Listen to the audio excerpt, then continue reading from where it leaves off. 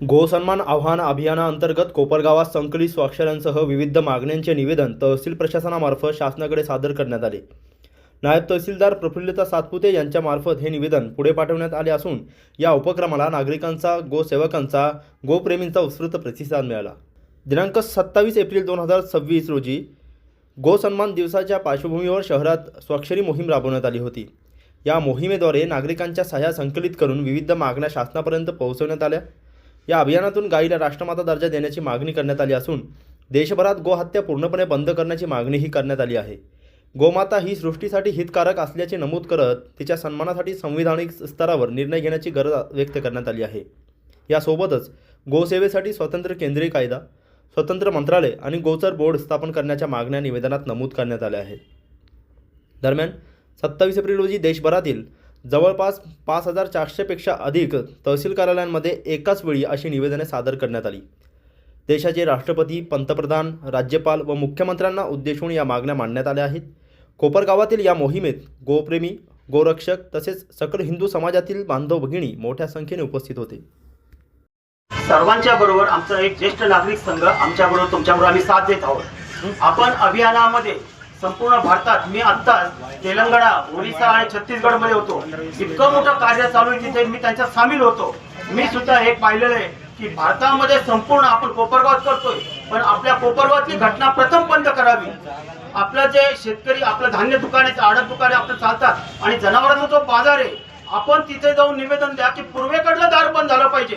कारण पूर्वेकडून निघालं की त्यांचे सगळे गोठे त्या ठिकाणी बाजार सोमवार भरल्यानंतर, कारण मी 25 वर्षापासून या गोसेवेमध्ये मी काम करतो आणि त्यांना प्रत्येक वेळी सांगतो की हे दार बंद करा पूर्वेकडलं आणि पश्चिमेकडलं दार हे नेहमी चालू ठेवा।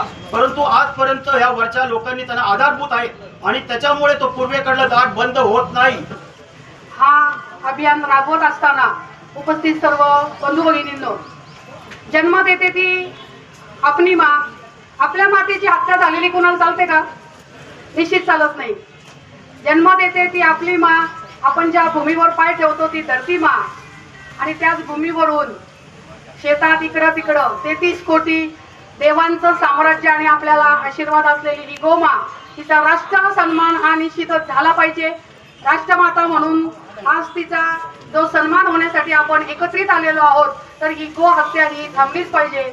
निश्चित गो हत्या होताना एवढंच लक्षात ठेवा छोटंसं की आपल्या आईची हत्या आपण होऊ देत नाही, तशीच गो हत्या पण ही झालीच नाही पाहिजे आणि अशा पद्धतीने आपण सर्वजण सक्षम आहोत। आता गो सन्मान योजनेचा जर हा विषय होता तर तमाम हिंदूंनी या ठिकाणी एकत्र यायला पाहिजे होतं। ही खरोखर शोकांतीची गोष्ट आहे। जर आज आपण भारताचा विषय सोडा, 5400 भारत सरकारच्या ज्या तहसील आहेत त्या ठिकाणी निवेदन देण्याचा कार्यक्रम या ठिकाणी आयोजित केलेला आहे। पण मी ज्यांनी हा कार्यक्रम आयोजित केला त्यांनाही माझा प्रश्न आहे, 2014 पासून या भारत देशात पंतप्रधान मोदींचं राज्य आहे। मी आपल्या माध्यमातून पंतप्रधान मोदींना विचारू इच्छितो की जर गोमांस निर्यातीमध्ये जर भारताचा पहिला 9वा नंबर होता तर आज तो 3रा झाला कसा? हा प्रश्न सरळ सरळ माझा पंतप्रधान मोदींना आणि त्यांच्या सरकारला राहील। इथं मी जरी भाजपचा कार्यकर्ता असलो तरी माझे राजकीय जोडे मी माझ्या गोमातेसाठी बाहेर काढून आलेलो आहे। गो माता की जय, भारत माता की जय। आज इथे जमलेले माझे सर्व गोभक्त व आपले हिंदू प्रेमींनो, आज हे अभियान हे फक्त कोपरगाव पुरता मर्यादित नाही आहे। हा गो सन्मान अभियानाचा जो आपल्या माझ्या आधी सुशांतजी असतील यांनी जे सांगितलं की आपल्या भारतातील 5400 तहसील जे काही आहे त्या प्रत्येक तहसीलमध्ये हे आजचं गो सन्मान अभियानाच्या सह्यांचं जो स्वाक्षरी आपण दिले आहे, अशा करोडो सह्या आज आपण तहसीलला जमा करणार आहोत। आणि ह्या जो काय अभियान आहे हे अभियान एखाद्या म्हणजे पक्षांनी, एखाद्या दलांनी किंवा कुणी न चालू करता हे स्वतः मी म्हणाल स्वतः गोमाता व नंदी महाराज व आपल्या भारतातील सर्व साधू संत व गोप्रेमी यांच्या सहकार्याने हे चाललेलं अभियान आहे।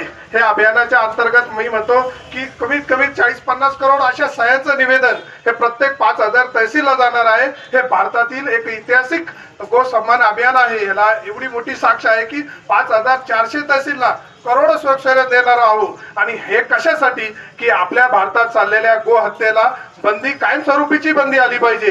ही काही तात्पुरती बंदी नाही की कायमस्वरूपीची बंदी आली पाहिजे. केंद्र सरकारने याच्या विरोधात मोठा कायदा करावा. भारताचे का पाकिस्तानचे का बांगलादेशचे हे कुठले ते आम्हाला तर नक्की माहिती नाही.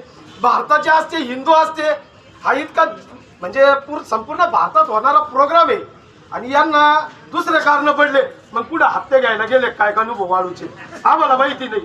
वाळूचे हप्ते म्हणलं तर आम्ही प्रशासन जागेवर उभं राहतं लगे लाल गाड्याच्या गाड्या दिव्याच्या गाड्या राहता. अहो गोमातेसाठी तुम्ही इथं येऊ शकत नाही. हा प्रशासनाचे तुम्ही आमचे सेवक आहे आम्ही तुमचे सेवक नाही आहे. तुम्ही आमचे सेवक आहे आणि आम्ही गोमातेचे सेवक आहे. आमच्यासाठी नका येऊ त्या गोमातेसाठी इथं या. अहो नाही तर मग मी तर हे निवेदन हे नको हे भिकार चाळे झाले याचा दार लावून घ्या 10 मिनिटात इथं येईल. कोण पालकमंत्री आला कोण काय आला अरे तू पहिले आमच्या इथं भावना समजून घे. सगळ्यात मोठी भावना इथं मला काय जास्त शांततेत बोलता येत नाही.